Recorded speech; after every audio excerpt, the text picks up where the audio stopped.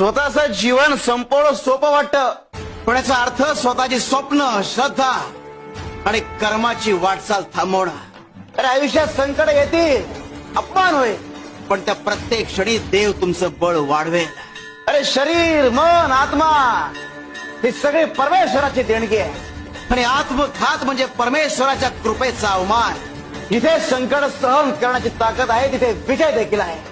अरे तुम्हाला वाटेल की तुम्ही हरलात, पण त्या क्षणी देव तुमच्यासाठी एक नवीन दिशा ठरवतो. जीवनाच्या प्रत्येक वळणावर, प्रत्येक अडथळ्यावर जो स्वतःवर विश्वास ठेवतो तोच परमेश्वराला अधिक प्रिय आहे. स्वतःवरचा विश्वास आणि परमेश्वराची कृपा यांची जोड असेल तर आयुष्य शाश्वत होतं.